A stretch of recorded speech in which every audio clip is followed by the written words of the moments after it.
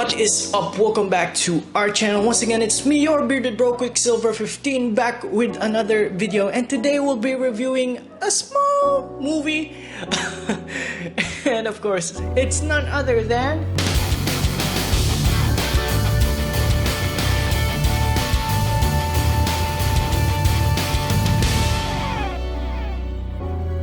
Antman Quantumania. Okay, so this video will be split into two parts. One will be just a spoiler-free review, and the other part will do a spoiler warning for the post-credit scenes, which I think holds a lot of spicy new content. If you're an old-time comic book fan, then you probably know what I mean, but if not, then we'll try to explain why this end credit scene is so important. So stay tuned and let's get to it. So Antman and the Wasp? So Antman and the Wasp Quantumania. I really don't know why it's called Antman and the Wasp, because it really does mainly focus on Scott Lang and his relationship with his daughter. Of course, it revolves around the snap. We're still not over that. I mean, it's been over like 5 years or something. We're still not over the snap, and you know, we're still feeling the repercussions. It's almost been like in every Marvel IP ever since, so I'm getting pretty tired of it. So can we just move on, please, Marvel? We know the snap happened. So again, we're picking up from Scott Lang's perspective, where he is, you know, a few years, well, right after the snap, he wrote a book. He's doing a pretty successful life, trying to be a good dad to his daughter, Evangeline Lilly, the Wasp. Hope him actually, you know, being a successful CEO of the PIM industry. So yeah. And of course, the story revolves around them going into the quantum realm to fight this new enemy. And if you've been following any of the news, trailers, or anything Marvel related, you probably know that it is none other than Kang the Conqueror, which is played by Jonathan Majors. I really love the guy. He does a great job as Kang. I think the movie downplayed him a lot. Being the next big bad guy of the Marvel, the MCU, you kind of think that he would be as intimidating as Thanos, although they tried to show that, ooh, he's so strong, and then, you know, the ending was, you know, so wrong. And maybe you, I don't know, if you've seen it, comment down below what you think of that, what happened in the latter part of the movie. But yeah, overall, a lot of the actors, they come back. Most of the cast, of course, a lot of them did a good job. Evangeline Lilly did a great job. Paul Rudd, you know, you love him as Ant-Man. Michelle Pfeiffer was actually pretty awesome as Janet Van Dyne. I think one of the lesser characters in this movie is actually, sadly, Michael Douglas. I mean, he's such a great actor, but he like had 5 lines in the entire movie. He was just standing in the background saying one-liners all throughout the movie, and even in his big final Act 3 moment, he barely said anything as well. So, you know, I think it was a wasted opportunity with Michael Douglas as Hank Pym in this movie. And on a better note, I think Jonathan Majors is a great choice for Kang the Conqueror. He really did bring that, you know, broken god complex type of character, which is Kang the Conqueror, and he did a great job. Sadly, again, I didn't like the entire Act 3 of this movie. I think, you know, a lot of the build-up just didn't pay off for Kang, and maybe they're saving it for other films, but yeah, so that just made this movie a generic Marvel movie that is, lacking that. It almost had that great villain moment, but not quite there. Hopefully, when we see him again, this is knowing that, he is the big bad for the next phase of the MCU. You just know that he will pop up somewhere again. So, surprisingly again, Bill Murray does have a nice cameo here, and he does outshine Michael Douglas in the one scene he had. He probably had more lines than Michael Douglas had in the entire film.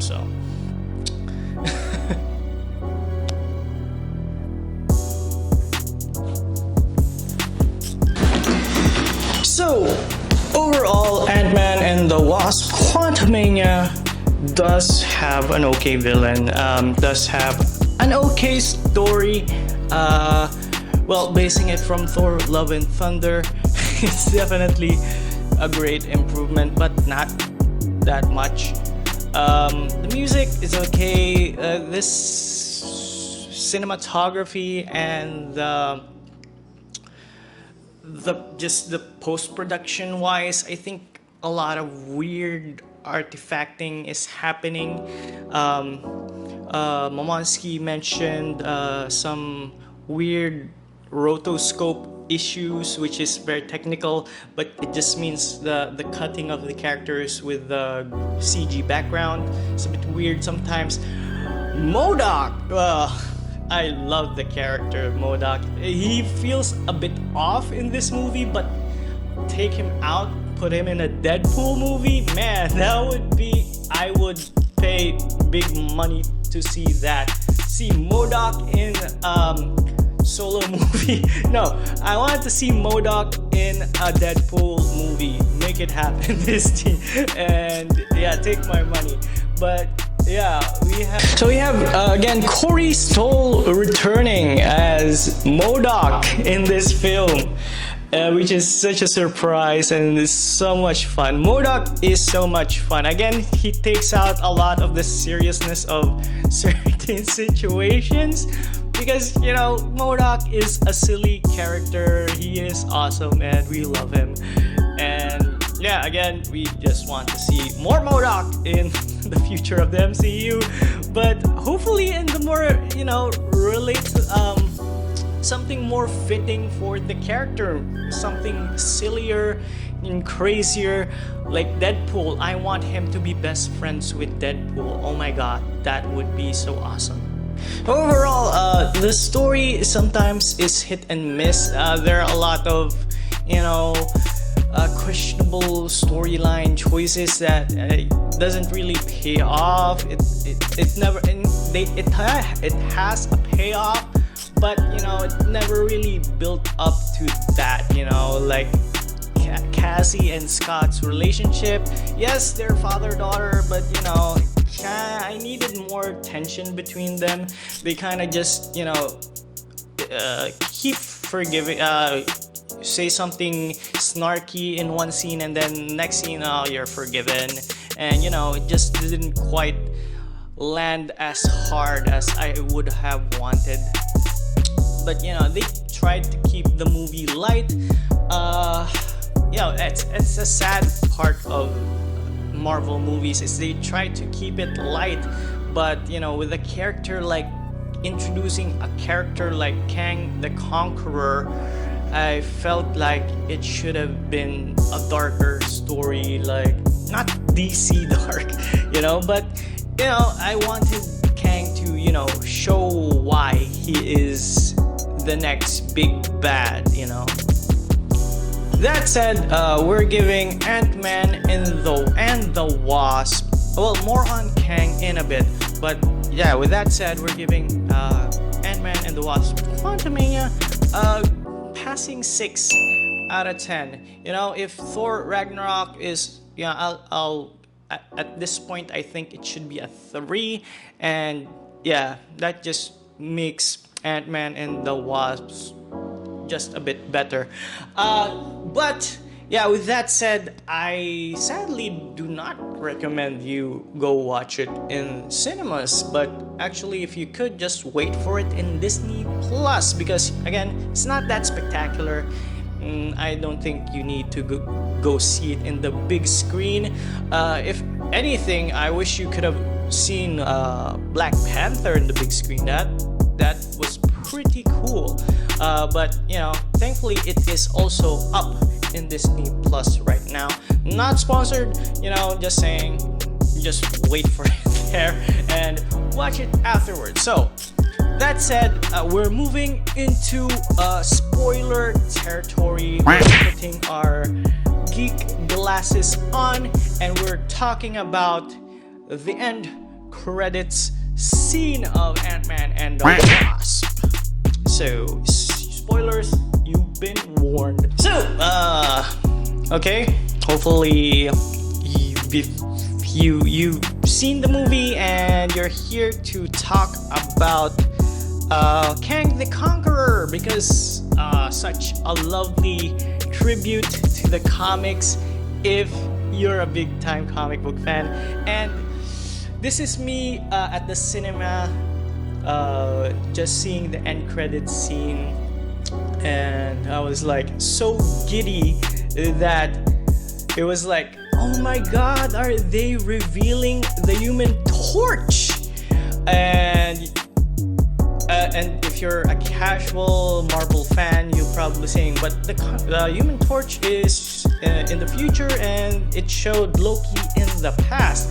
Ha! But later comic books, older comic books, specifically, this is why I remember this particular panel. It's because it's drawn by the legendary Alex Ross, and it's when the Human Torch was revealed, an Android version in the 20s or something was revealed, and it is an Android Human Torch. And later we do find out that Kang time traveled into the 20s, and you know, he had a whole secret identity of Victor something, and he created an Android Torch because of course he had passed with the Fantastic Four, and his name is Victor specifically because he thinks he is a descendant of Doom. So what could this mean for the MCU? Well, I definitely think it is a clear sign that they did announce it, but yeah, it was really nice to see that they did a nod to a really iconic Alex Ross panel they didn't show the Human Torch yet, but hopefully in Loki 2 we get that full scene where he unveils his android creation of the Human Torch. Also, that said, Kang keeps saying all throughout the movie something about something's coming, and when I hear that, I think Galactus. So yes, maybe, well, obviously I think the movie is trying to say that it is the other Kangs. Also, you know, canonically it is true that Kang will face off with other Kangs, which makes another convoluted time travel scenario of Kangs fighting Kangs, and ending up with a future Kang trying to stop the past Kang, which, you know, ends up making him into the Kang that fights other Kang. It's just a whole circular thing with the Kangs, and it's very confusing. But yeah, I feel like a contest of champion-esque tournament is about to happen as well, with all the Kangs gathered, or it is the arc where Kang Prime just kills all the other Kang variants, so there is only one Supreme Prime Kang. And of course, characters like Ravonna,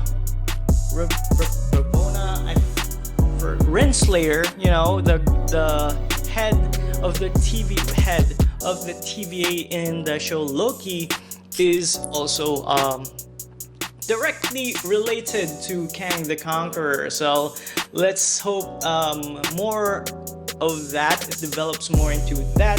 But yes, the Kang in Quantumania does mention of him losing something, and something which in the comics led him to his life of conquest. Well, not really, but you know, it led to him doing more conquests, is the loss of again a version of Ravonna Renslayer, which he loved deeply, and that is why he fought the Grandmaster, so he can have power over life and death. And yes, again, it is a whole convoluted story. I don't want to spoil too much. Maybe it will happen in the MCU, maybe not. But yes, this is taking from a lot of the sources from the Kang Dynasty arcs and storylines. So yes, with that said, guys, I'm excited for...